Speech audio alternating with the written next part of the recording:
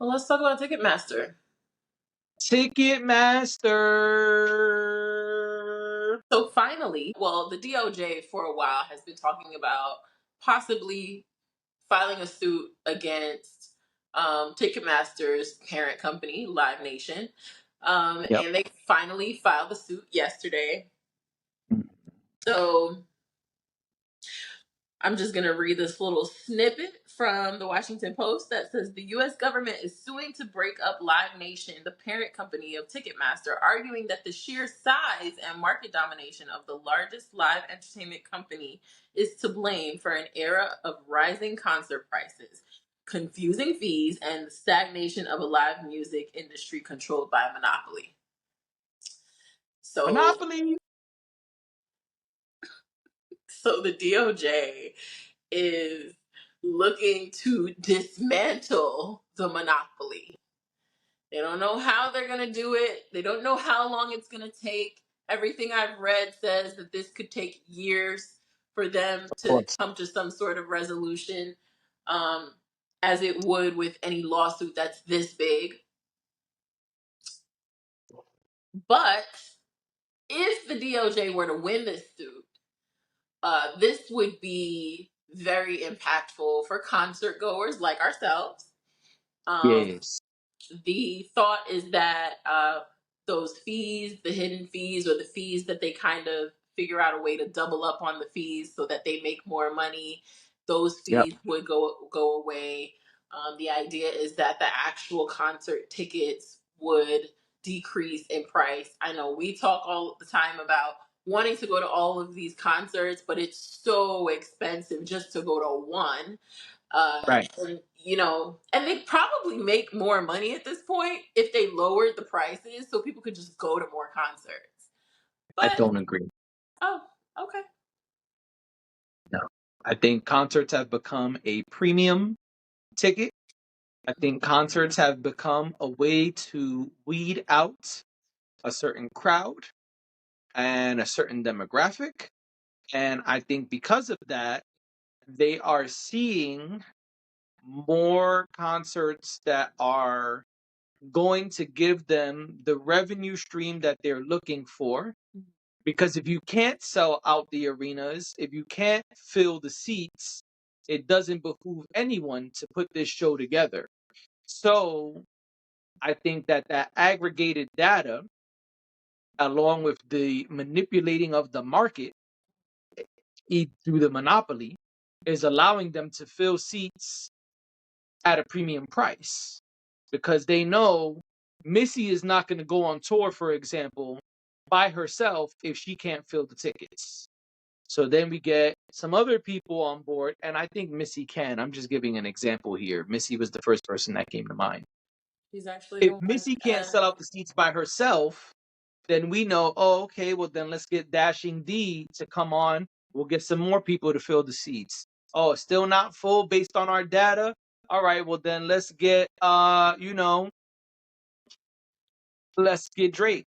Drake will come and do 2 songs. And so, oh, Drake is going to be there too. Oh, wow. We get Drake, Dashing D, and Missy. Sold out shows all over the nation. I see what you mean. Yeah. So I don't think it behooves them to do less. I think there's probably a smarter business model that they could change to and may have to change to in the next couple years, possibly. But I also don't know that to be true because Meta is still thriving. Facebook was said to be a monopoly, and Facebook hasn't gone anywhere. They just created a parent company. I think those two things are different, though. I feel like Okay. the reason I say they're different is because with Live Nation, it's a lot more transactional, I guess. Just the bare bones of it is, whereas Meta has a lot of different products, but it's not like, I don't know how to explain it. To me they're just different things. They're two different types of businesses. Oh, So it's also a different arm of the government. I just looked it up. The FTC, Federal Trade Commission, is who sued Facebook. Right. And yeah, Yeah, and I just feel like the businesses themselves are just they have to function differently because they do different things. What Live Nation is doing is they have all these venues and they're that they're working with to create these concerts, these events, whatever they are. The article even lists like some places that I didn't even know they had a hand in, like Brooklyn Bowl, and all of that is connected to Live Nation. I didn't know yeah. that.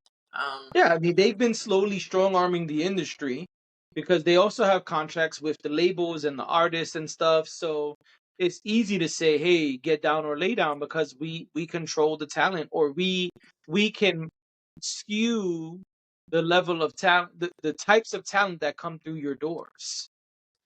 This says they directly manage more than 400 musical artists. They control around 60% of concert promotions at major concert venues across the country.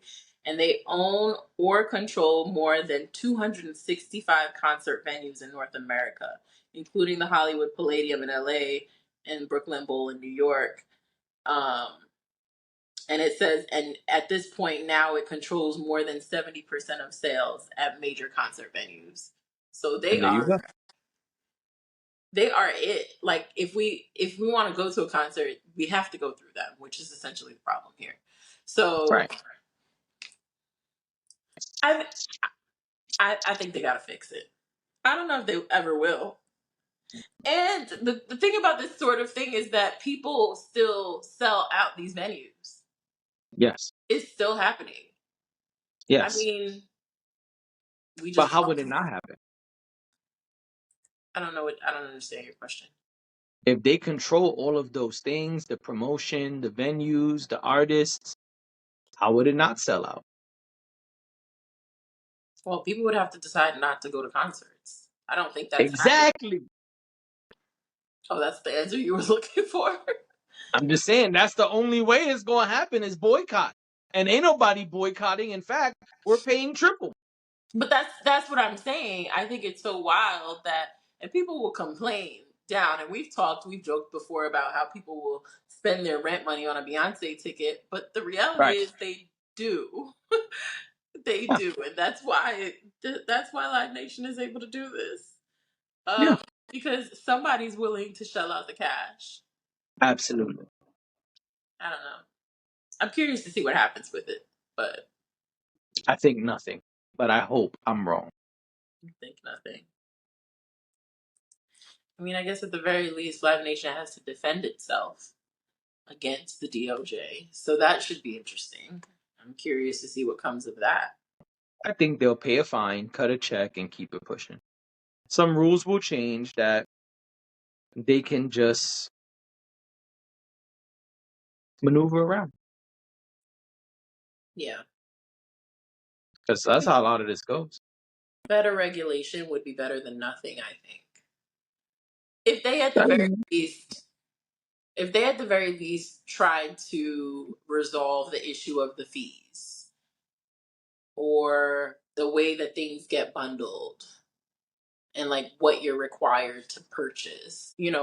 Artists when they package artists merch or whatever they bundle with the tickets. I know there's different things. I don't think I've ever purchased a bundle. So oh, the bundle rules is a whole nother rabbit hole. Like the bundles is a conversation, is a podcast within itself because they keep changing those rules. uh they've changed them a couple times in the last couple years because of the way that artists are using the bundles to get sales. And so there have been some artists who didn't follow the rules and they let them slide. There mm, were other artists who were following the rules and still got in trouble. yeah. All type of foolishness with the bundles. Yeah. So it's interesting. I guess we'll see what happens. There's not a whole lot we can do until then. We'll continue to pay exorbitant fees and exorbitant ticket prices to see the people we want to see. Unfortunately, That is the truth.